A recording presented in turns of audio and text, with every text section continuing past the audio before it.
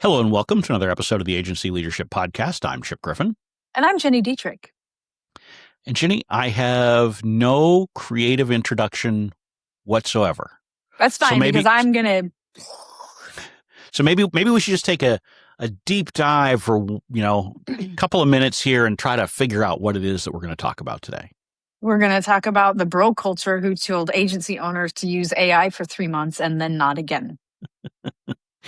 Yes. Apparently, agency owners need to really get up to speed on AI, but then just hand it all off to the team and move on with their lives. This is the most ridiculous, ludicrous thing I've ever heard. And I understand that I don't have context because I didn't watch the bro video, but that's ludicrous. And in fairness, I watched it a while back, so my context is a little bit off too. But look, this is not one-off advice. I mean, frequently I hear people advise, agency owners to have some general knowledge of something, but then to let go. And I think in some cases that may be worthwhile. But I think AI is moving so fast and has such an impact on our businesses that we need to, as leaders, we need to remain curious. We need to be hands-on.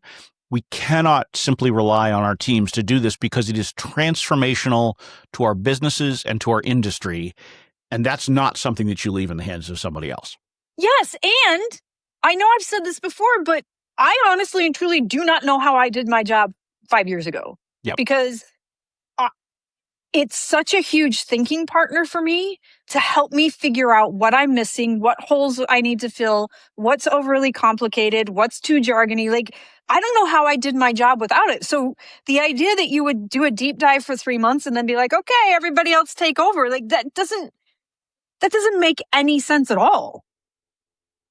No, it does not. Now, in fairness, I think what they were saying was sort of hand over the day-to-day of it, and you can certainly still use it to help you with your own writing and the basic stuff. But I think you still need to be beyond that. I think you need to be pushing the envelope yourself, experimenting, innovating, inspiring your team. Yes. And if you're not doing that, you're not getting the most out of it that you can. Absolutely. Like, yes, because this is one of those things that if you're not using it, you don't know what has changed, and it's changing so fast, right? I mean, a couple of weeks ago, Claude came out and said that they're watermarking everything, and you can't just retype it into a new document because the watermark is in the tokens and how it thinks, blah, blah, blah, blah, blah, whatever. And everybody freaked out. Like, everybody's using AI. So, okay, so it's watermarked. Like, we all know we're using it. Everybody's using it.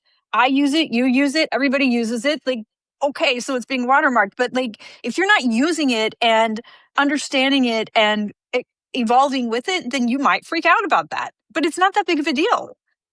It is absolutely not that big of a deal. It's stupid, in fact. But if it amuses somebody to do that, fine. I'm sure that somebody will figure out how to reveal those watermarks and post gotchas, kind of like in the old days when people are like, gotcha, that CEO didn't write their own blog post. No, duh.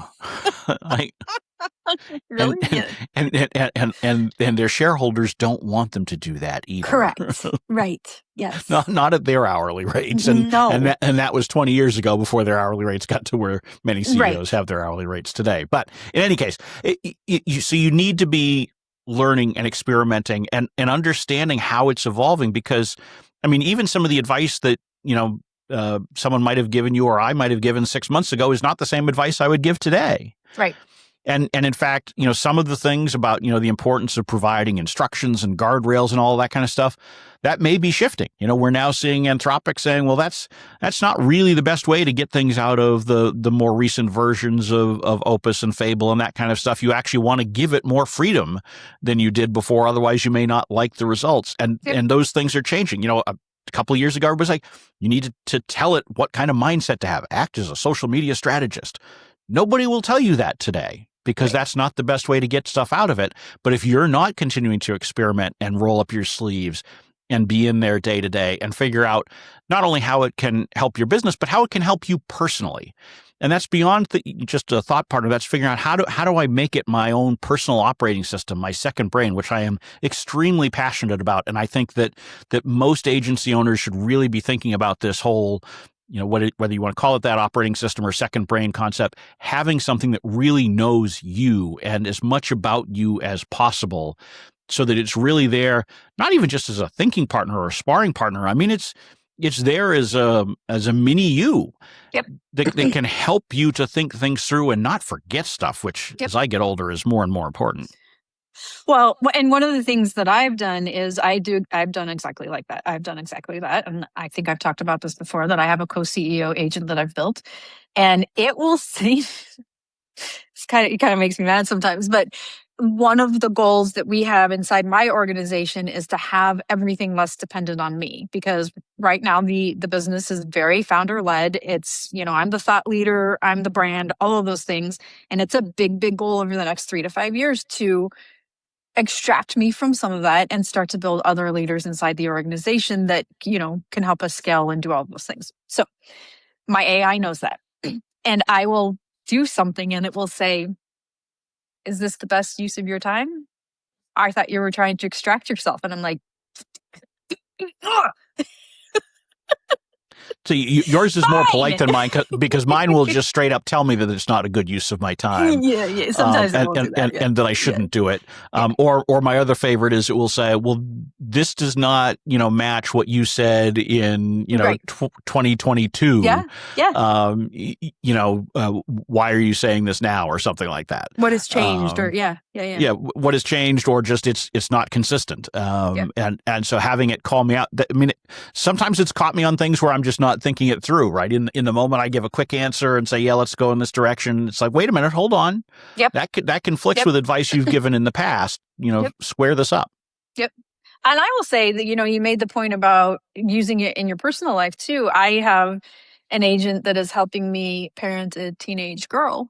And sometimes I get very frustrated and I'm like, and I type something out. And it literally said to me the other day, so let me get this straight, Gini. You are raising a strong, independent young woman who can think for herself and do things the way that she thinks are best. And you're mad that she's doing this. And I'm like, well, when you put it that way. To which I would be tempted to respond, I can delete you at any time, right? But it holds up a mirror sometimes, and you're like, it does. Oh, okay, yeah. You're right. All right, you're right. But part of it is just is playing the what if game too, and Right. I think that's something that's really hard to delegate to your team, or maybe not comfortable for them, because some of those what ifs may result in them not having the jobs that they currently have. Not necessarily that they are out of a job, but their job would necessarily change. And one of the things that I will often do is I will say to my AI engine of choice, so here's my challenge. How might I go about that differently? Or, how could you help me with this? Or when it gives me an answer, well, why do I still, because sometimes it'll say, you need to do this next. And I'll say, well, why? Why? Right. What is it about it that you can't do? Yeah. So I can, make a legitimate decision about really whether it is something I need to take on. And I'd say probably 50% of the time, it's like, no, actually, you're right. I could create a process that would allow me to, maybe not get it all the way there, but close enough. And I think that having those kinds of conversations and engagement help you to figure out things that are important, not just to you, but to the business itself. And if you simply get a general knowledge and then leave off in delegation, you're not getting anywhere near the value that you ought to be. 100%. I totally agree with that. And I think this idea that you should just deep dive for 3 months or 1 to 3 months or whatever it happens to be, and then leave it off to your, that's just, it's ludicrous. It's ludicrous. Yeah. And I mean, and the other thing that I think is helpful is, there's all sorts of things being said and written about AI, including this podcast, this episode, and previous episodes. And one of the things that I love to do is I love just taking a link to, one of these podcast episodes or videos and throwing it to Claude and saying, hey, anything I should take away from this? And what it then does is it reads the transcript and takes a look at all of the behaviors that I currently have with it and say, okay, well, you're already doing 90% of this, but here are the 2 new ideas that you might consider.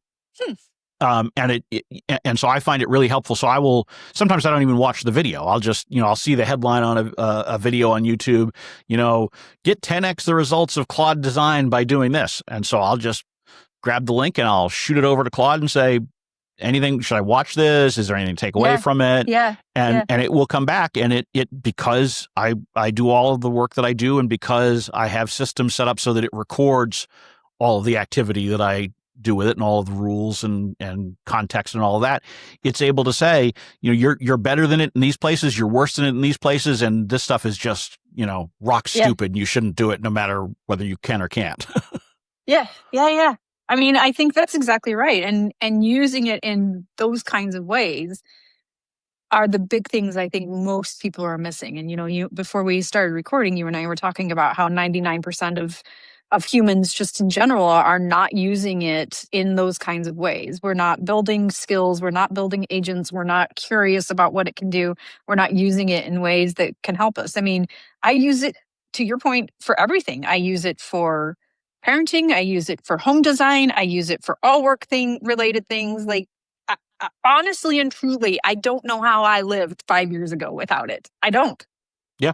And it can help you find just little things that are just, mind-numbingly annoying. And I sometimes will kick myself for not using it as my first port of call. So, Yep. For example, a couple of weeks ago, I was having a really technical networking issue in my house, as far as how my laptop was talking to my NAS, and it wasn't doing it exactly correctly, and so it was leading to very, very slow transfer speed. So it wasn't just invisible; it was just really slow in a way that it shouldn't have been. And I'm pretty smart about home networking and LANs and all that kind of stuff. And so I couldn't figure it out. And so I did some quick Googling and I couldn't find it there. And I'm like, you know what? Let me just give the exact situation to Claude and see what happens. Not 10 seconds later, it has come back with a really bizarre solution. I tested it, immediately worked, solved And the it problem. worked. Isn't that crazy? Right. That's So, crazy. I mean, it could, and normally you would expect that the same thing would pop up in Google results, and it didn't. It didn't. Right. Because it was such an edge case that I had, but Yep. it was able to parse through all of the detail and figure out what the real problem was and how to resolve it. And so then it worked. That's crazy. And then it worked. And otherwise I would have just given up and just had to live with the fact that my laptop was talking incredibly slowly to the NAS, which is, it wouldn't have been the end of the world, Right, but there were certain tasks that it just made difficult, and I didn't want to do that. I wanted it to work the way it should. And so it helped. So, but if I wasn't spending the time with the tool myself and I went to a team member, could they possibly solve it? Sure. But that A, that's wasteful. Right. And B, I'm not learning from it. Right. And I think that the other thing that we need to keep in mind is that when we lack knowledge about something, it's harder to manage our people on those tasks. And so, if you are a PR agency owner, the fact that you've done PR before helps you to manage your team, because you can figure out what actually makes sense. Does it really take this long to do that? And not only do you understand what they're doing and how it impacts, but also they respect you more, right? I've seen PR people managed by non-PR people, and it tends not to go all that well because they're not talking the same language. Yeah. And if we want our whole teams to be energetically using AI and we're not using it, we can't speak that same language. Again, I used to have occasions where I would see a non-technical person managing a dev team. Oh no, that's a terrible the worst, idea, right? Because right. because developers know they can pull one over on you if you don't know what they're actually talking about, right? And so I always had a much better time managing devs because I can code myself, and those. So when they kind of give me a baloney answer, I'm like, really? And they're like, oh yeah, no, okay, all right. I guess we can't do that.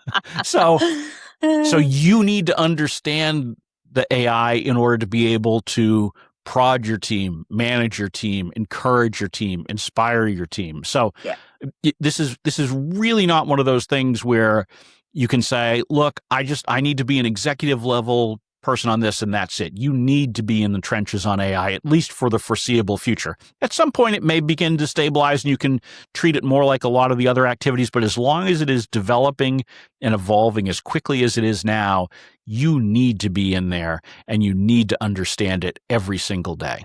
Yeah. And one of the things I will tell you with my team that I have learned over the last few months is that they don't have the same level of shall we say, excitement that I have around it.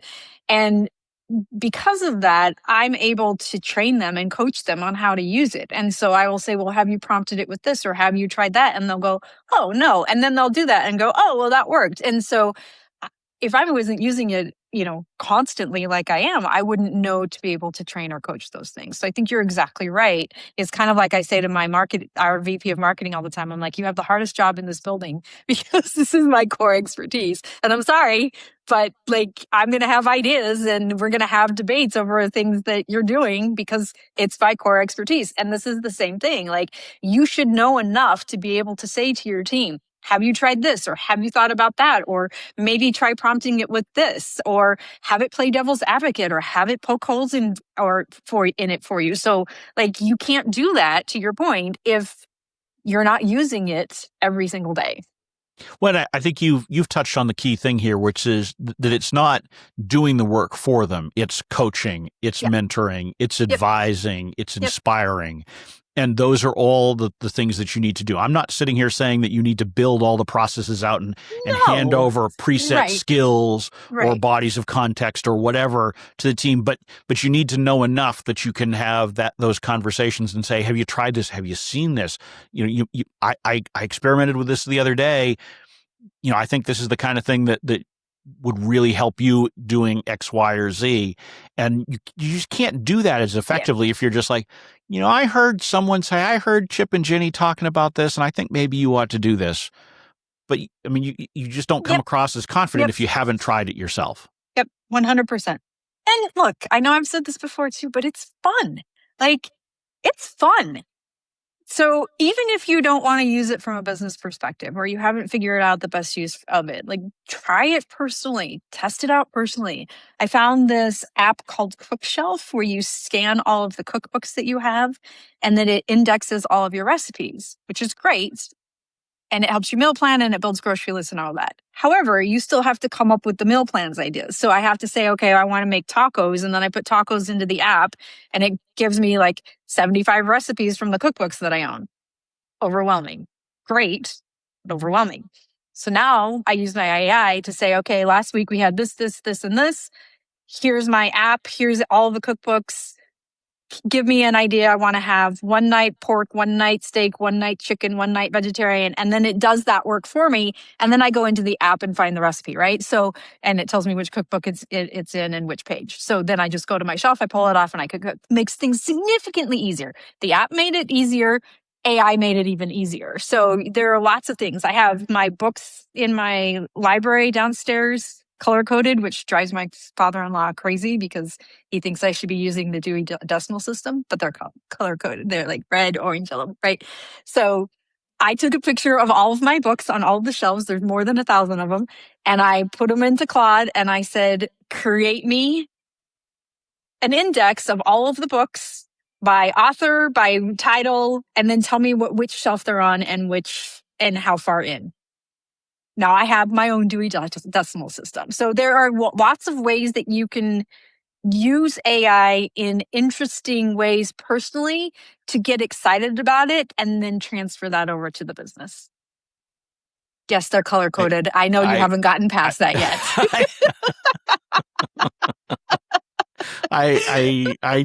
You've left me speechless. It looks so nice. It's so pretty. I feel like maybe you should be experimenting to see how AI can act as a therapist for some of the issues you clearly must have. I do have, yes. But it looks really nice. It looks very nice. That is fantastic. I'll be honest, I've gotten rid of all of my cookbooks and most of my regular books because I stopped cracking them open, and I decided that the fact that they looked good on my shelf didn't really matter to me anymore. Yeah, see, it matters to me. So. And when it comes to cooking, I prefer sort of the Top Chef challenge style. You just go and you grab a couple of ingredients and you say, what can I make with this? That's weekend cooking, which I agree with. No. Weeknight cooking, I can't do that. That's week. That's week. No, I do that lunchtime, whatever. I mean, it shortens the time, right? So if you're doing it for lunch, you got maybe 10 or 15 minutes. So what can I do with what's available here? What's going bad? And usually start with what's going bad in the fridge, right? And grab one or two of those and say, okay, how can I put this to work? And to me, that's a lot more fun than using some recipe. Well, first of all, I've always hated recipes, but secondly, it's not as mentally challenging, and I like my cooking to be mentally challenging. Yeah, I don't have the time during the week. Weekends, I totally agree with you, but during the week, I don't have the time. Well, anyway, on that note, since I feel like we're starting to veer off topic I and will off track send a bit, photos of my color-coded shelves that we can include with this.